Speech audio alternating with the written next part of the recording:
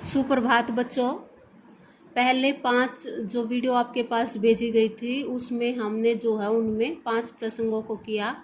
अब हम छठे प्रसंग को करेंगे, राम लक्ष्मण परशुराम संवाद को, और इसके साथ ही जो है ये कविता हमारी समाप्त हो जाएगी और फिर आपको जो है प्रश्न उत्तर दिए जाएंगे।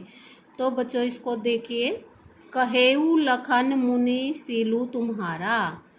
फिर लक्ष्मण जो है परशुराम को, जैसे कि हमें पता है बार बार वाद प्रतिवाद दोनों का चला हुआ है, और जो परशुराम है बार बार अपना फरसा सुधारते हैं और फिर लक्ष्मण उससे डरते नहीं हैं, उसके साथ तर्क वितर्क करते रहते हैं।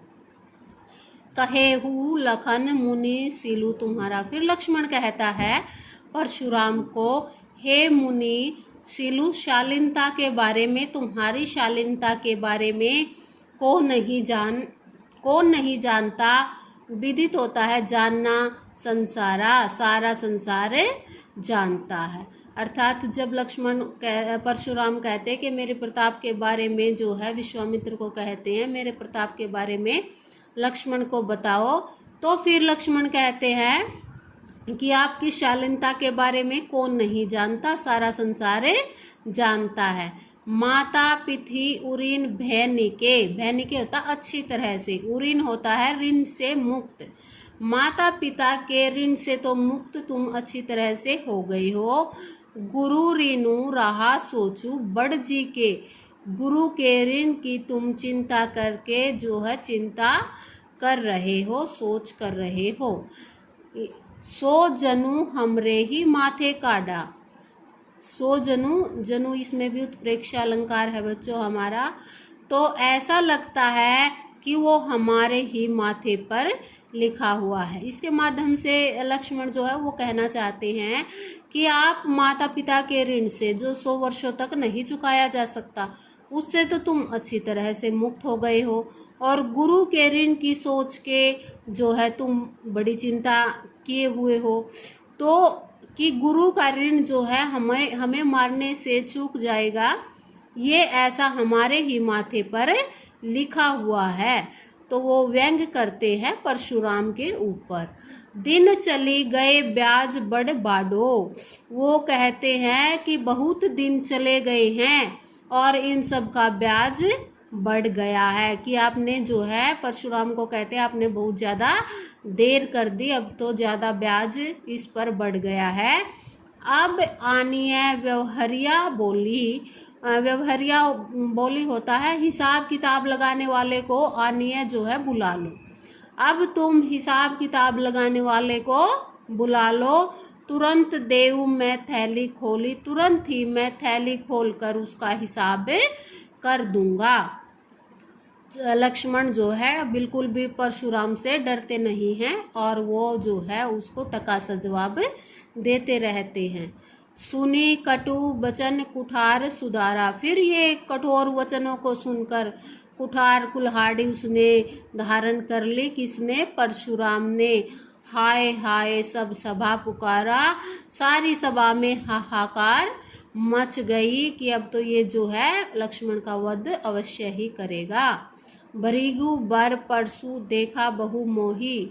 फिर लक्ष्मण कहते हैं कि हे भृगुवर, बार बार तुम मुझे फरसा दिखा रहे हो। विप्री विचारी बचऊ नृपद्रोही। नृपद्रोही होता है राजाओं के दुश्मन, विप्र होता है ब्राह्मण। ब्राह्मण समझकर मैं तुम्हें छोड़ रहा हूँ। बार बार तुम मुझे फरसा दिखा रहे हो और मैं ब्राह्मण समझकर हे राजाओं के दुश्मन तुम्हें छोड़ रहा हूँ। मिले न कबू सुबट रन गाड़े। आपको जो है सुबट होता है अच्छे योद्धा कभी नहीं मिले होंगे युद्ध में। द्विज देवता अगर ही के बाड़े। ब्राह्मणों के देवता अगर होगे तो अपने घर के अंदर होगे। ये लक्ष्मण कहता है जो है परशुराम को। फिर जो है जितने भी लोग सभा में उपस्थित थे अनुचित कही सबू लोग पुकारे। जितने भी लोग वहाँ उपस्थित थे उन्होंने ये कहा कि लक्ष्मण ने ये अनुचित कहा है परशुराम को। रघुपति शयन ही लखनऊ नेवारे। रघुपति राम के लिए प्रयोग हुआ है और राम ने जो है इशारों में ही आंखों के इशारे से लक्ष्मण को निवारे रोक दिया, बोलने से रोक दिया। लखन उत्तर, लक्ष्मण के उत्तरों ने आहुति सरिस, आहुति के समान कार्य किया। किसमें? भृगु बर कोपु, जो परशुराम का कोपु क्रोध था, कृशाणु अग्नि। परशुराम के क्रोध रूपी अग्नि में लक्ष्मण के उत्तरों ने आहुति के समान कार्य किया। और इसमें बच्चों क्या है, जो है उपमा अलंकार है हमारा सरिस, और रूपक अलंकार है भृगुबर कोपु कृशाणु में। तो लक्ष्मण के उत्तर जो है आहुति यानी कि उसके परशुराम के क्रोध को वो और अधिक भड़काते रहे अपने उत्तरों के द्वारा, जवाबों के द्वारा। बढ़त देखी जल सम वचन बोले रघुकुल भानु, रघुकुल भानु भी राम के लिए प्रयोग हुआ है।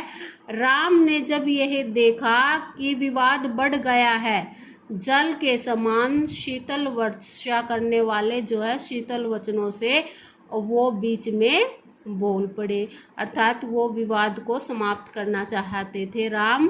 जो लक्ष्मण के उत्तर थे उन्होंने तो परशुराम के क्रोध को भड़का दिया था, लेकिन राम ने जो है उनमें जल के समान शीतल वर्षा करने वाले वचनों से जो है परशुराम के क्रोध को शांत किया। तो इसके साथ ही बच्चों आपकी ये कविता जो है राम लक्ष्मण परशुराम संवाद समाप्त होती है। धन्यवाद।